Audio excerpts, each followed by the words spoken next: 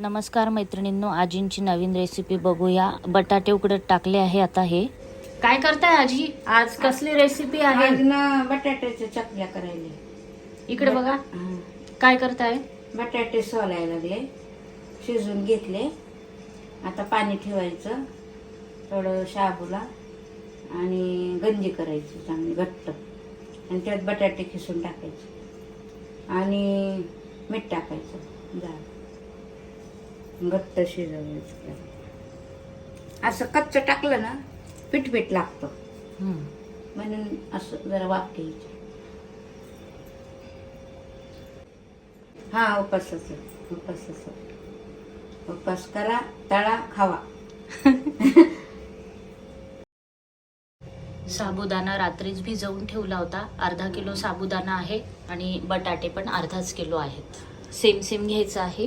1 glass पाणी पातेल्यात टाकून द्यायचं.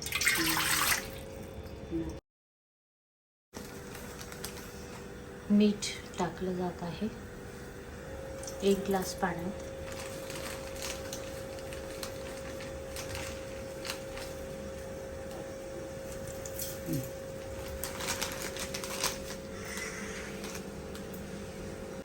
मी बनवलेले पदार्थ ते आवडले का? आहे, छान झाले का? आता हे पाणी उकळलं, मीठ टाकलेलं. आता साबुदाणा टाकायचा. उकळलं टाकू का? बसला का?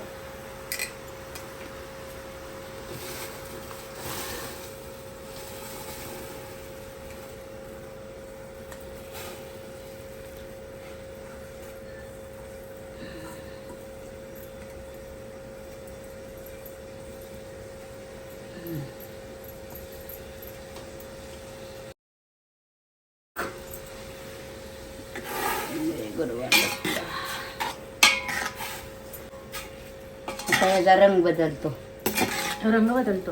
कलर बदलला ना, म्हणजे जरा असेच बटाटे टाकले ना ते पिटाळ लागतं, म्हणून याला जरा वाफ घ्यायची आणि थोडा रंग बदलतो.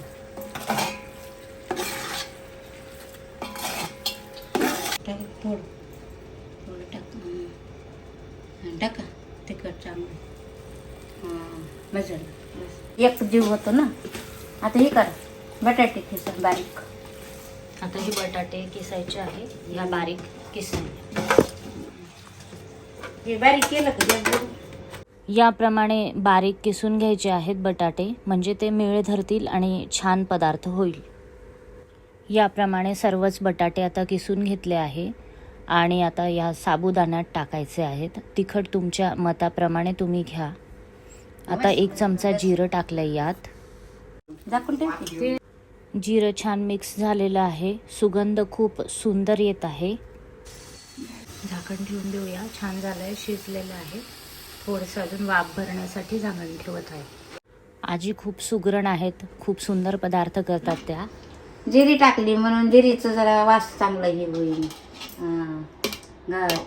त्याचं पाणी जरा हे होईल ना, कलर बदलल.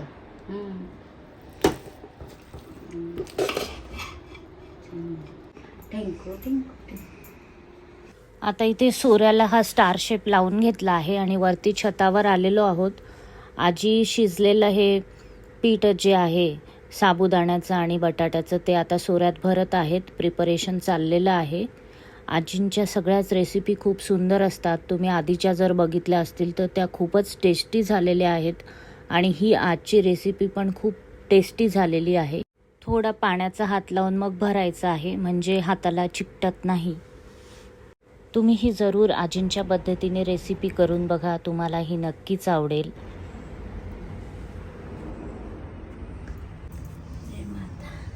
आजींच्या नवनवीन रेसिपीज बघण्यासाठी चॅनलला जरूर सबस्क्राईब करा आणि व्हिडिओला लाईक शेअर जरूर करा. जरूर बघा, सर्व रेसिपीज यापुढेही येत आहेत.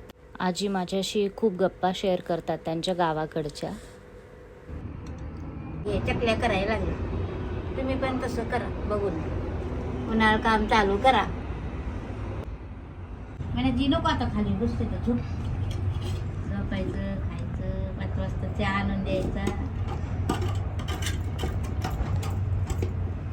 भजे मिरची म्हणायचे काय आणू मकाची भाकर म्हणजे तिची भजी